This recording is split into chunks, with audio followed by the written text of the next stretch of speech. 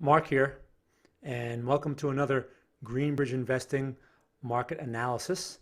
Today is Wednesday, and the goal behind this analysis is to gather clues from the charts to see if what we can get a sense of for the rest of the week across the major markets, Bitcoin, and select stocks.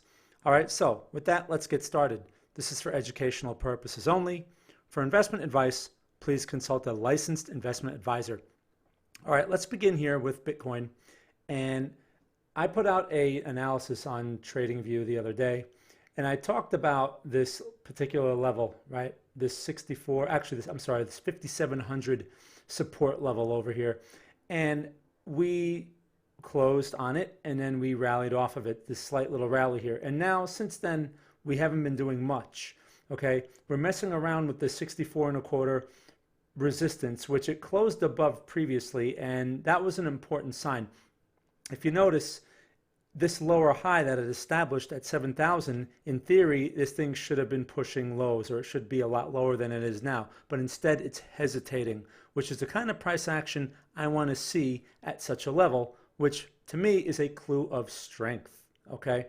So as long as we hold this 5,700 or 5,800 support level, I'm anticipating this thing to eventually take out this high. You know, we're looking at perhaps Thursday or Friday, or tomorrow or Friday, or maybe into Saturday, where we're pushing that 7K high. All right, we have a swing trade on, obviously, in this, and we have much higher targets. But there's really nothing to do in this thing but let it ride. All right, so that's Bitcoin. We need to stay above that 5,700 level. All right, now let's go take a look at the stock market. Today is an interesting day because we're kind of getting slow. And I noticed this price action yesterday where it seems like the market is waiting for something. Here's the Nasdaq 100, okay, the NQs basically. And in this market, we established this range. Now, after we reached that 6,600 low, once that was put in, the market had that sharp rally up to this 7,800 high. That's an important resistance, that 7,800, and it closed above it only to basically come off of it, which that's what should happen at a resistance level. But here's the thing. Everyone's extremely bearish, and everyone's getting all this bearish talk. We're going to make lower lows and all this other irrelevant opinions, okay? Price action reflects all the known information in the world, okay? That's the discounting mechanism of the markets. There are people in the know that have much better information than we have, and they'll be able to vote with their money in better ways. And those are the footprints that I'm looking for, right? And what I'm looking for right now is this particular level right here, which happens to be the 74.88 or basically 7,500 level. I'm looking for that to hold. All right, that would be a higher low, and that would also be an important footprint. If we can establish that higher low in this market, then I would anticipate the next leg to go above that 7,800 and take us back into the 8,000 area. That can occur going into Friday or perhaps early next week. Now remember, Friday is NFP, non-farm payrolls, at 8:30 a.m. Eastern Daylight Time.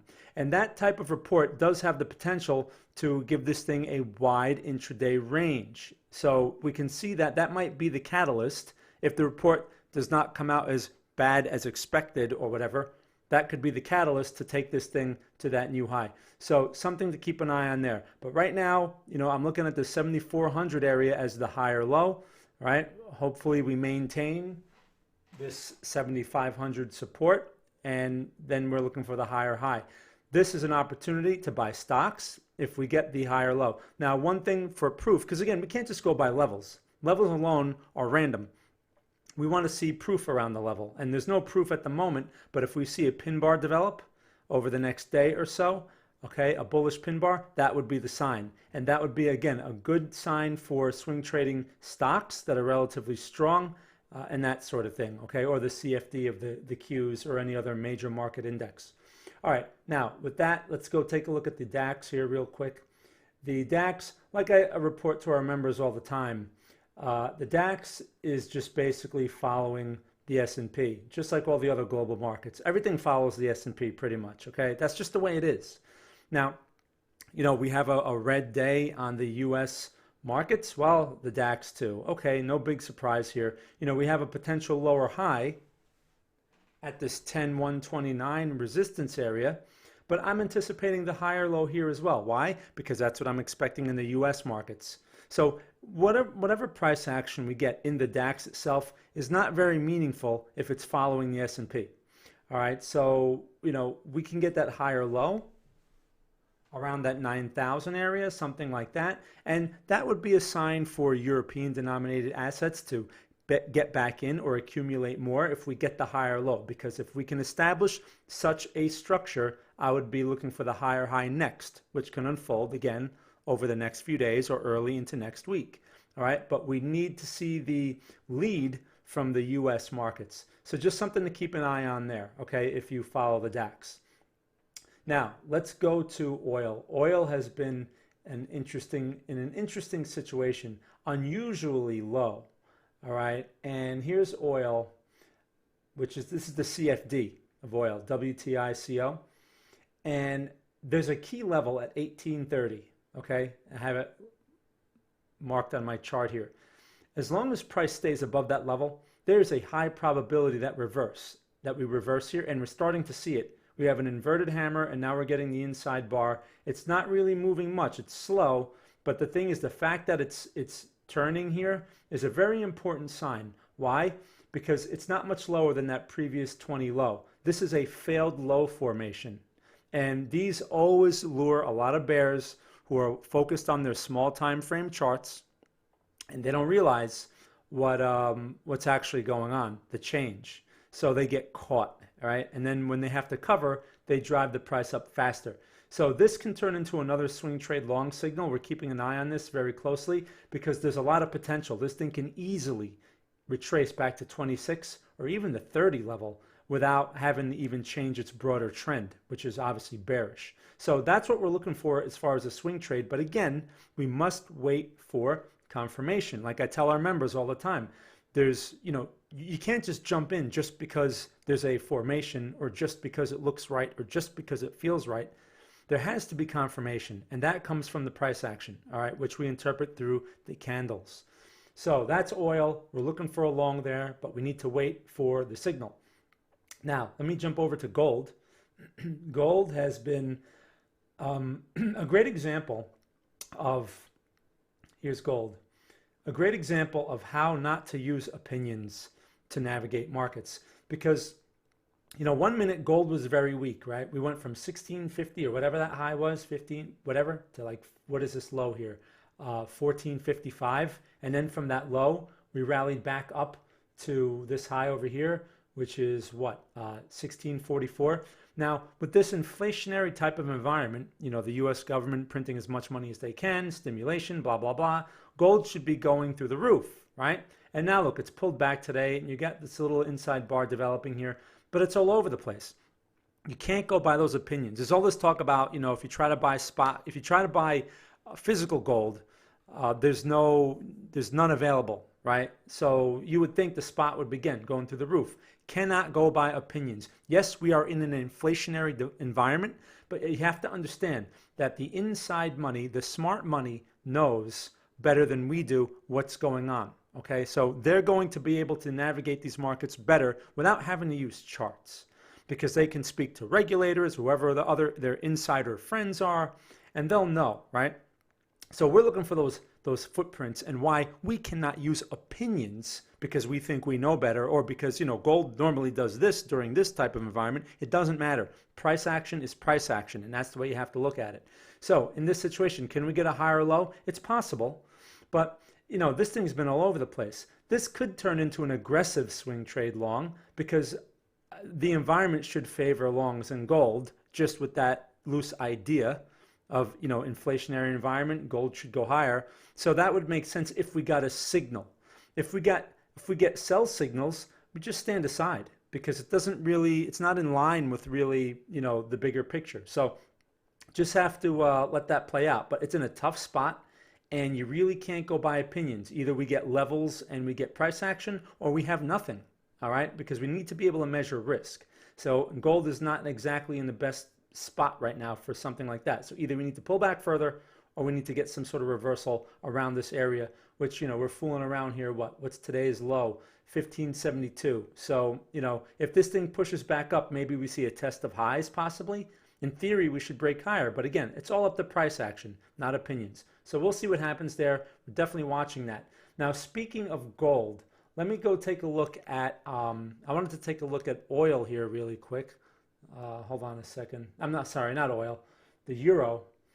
And then we're going to jump into a stock. Now, the euro, we mentioned this swing trade. Hey, Michael, thanks for joining me. I wanted to see if anyone was paying attention. You got the notification from YouTube. I didn't mention in the chat room. I just figured I wanted to see, what kind of, if anyone gets the notifications. So anyway, thanks for joining me. I'm almost done, but, you'll have the opportunity to ask questions. Anyway, so we have this situation with the euro. Now, I sent out the trade yesterday, the trade idea, at this 110.60 level, which is this line right here, right? Never triggered. Let me open that up for you here. Okay, we had the bullish pin bar and everything looked good, similar to like the situation in gold, and we never took out this high. Instead, we sold off. So now the example that I shared with our members, I said, listen, it's a good thing we waited for the trigger and we had a trigger price to begin with, because that method saved us from now a potential stop out, right? It didn't reach the stop level yet, but we're not in it to begin with, so we don't have to worry. Instead of, using that compared to something like, oh, there's a pin bar, I'm just going to jump in, right? Just because there's a pin bar doesn't really mean anything. There needs to be more. The market needs to work, and it never touched our price. So now it pulled back and we do nothing. We just wait. Maybe we'll get another continuation pattern along the way here and give us another long, which we'd be interested in if it gives us a setup and it triggers. But my point is, we saved a stop, and preserving capital is really what opens up more opportunities when they come, because now you have the money to put that into something else. All right, so that's the euro. Again, similar to gold, it's just behaving in an erratic way. We have NFP coming on Friday, like I said before, and that can have a major effect on these pairs, okay? Anything crossed with the dollar like this. So we have to be careful. Now, today's Wednesday, so if we get a signal tomorrow, we may not be so quick to get into something like that, because we have to deal with NFP on Friday. All right. Again, this is more about managing risk than anything else, and there'll be plenty of opportunities once this thing starts to make sense. Forex has been tough in recent months because of all this wild movement. All right. Now, let's go take a look at the one stock I wanted to take a look at was NVTA. All right. And this is one of those stocks that, Andrew's been talking about a lot. Oh, I didn't put the right symbol in here. Hold on. NVTA is the ticker. And here's why I want to mention NVTA. Now, a lot of stocks are in this situation. Okay. And here, let me open up the chart so you can see it better. And again, feel free if you have questions, guys. Feel free. Now, NVTA, right? This thing had this sharp rally off when, as we had that market recovery. It's a cheap stock, right? What's this thing? Right now, it's fooling around $12.05 or whatever. So we had this low of 7.5, and then we had the push up to 17. Wow, nice move, right? Okay. Well, that close was way above this 1373 level. Now, the 1373 level was a key resistance that this thing had no business taking out if it was going to continue to be weak like the rest of the market. All right, but it closed above. Now, we're back below. Is that bearish? Well, no, because now we're going to have a different level to consider as far as a support. And actually, it's going to be around where it is now. So you figure this 12-ish area. I mean, again, we're at 1205. Perhaps this goes slightly lower into the 10s maybe. But what we're looking for here in something like this and many other stocks in a similar situation is the higher low. All right, there's nothing there yet. And this is, again, another educational lesson where people may say, oh, it's pulling back. That's good enough. I'm going to buy it. But there's not enough information here. There's no confirmation. This momentum is negative. So this thing, what if it wants to make a lower low? What if it wants to go to 6 and it never gave you a buy signal the whole time, right? You buy it too early. Now you get caught in that move, and you could have completely stepped aside from that if you just simply waited for confirmation, right? So that's the situation here. We don't have that confirmation, but we have the location. And why I like NVTA compared to many other stocks is because we cleared this key resistance, which not all stocks have done, okay? Like for example, I'll just show you another one real quick. I don't want to make this too much longer, but InMode is one of those stocks where I'll show you here real quick. This stock, similar bounce, right? And all that kind of stuff. That's nice.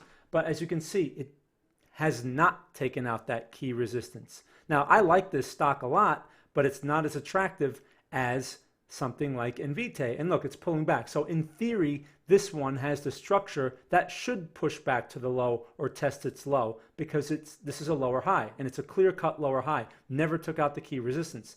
That is basically an example of relative strength, right? So NVTA is relatively stronger, and that's why this would be a better choice.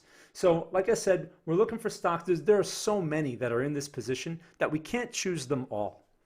Okay, so we have to pick ones that are in the most relatively strong, and we're mostly going to use criteria that's based on technical things like location, price action, and price structure, as opposed to fundamentals. Now, if it's a really long-term type of play, like okay, we're going to hold this for a while, yeah, then we'll consider some fundamentals, But if it's a swing trade, they're not going to be as important.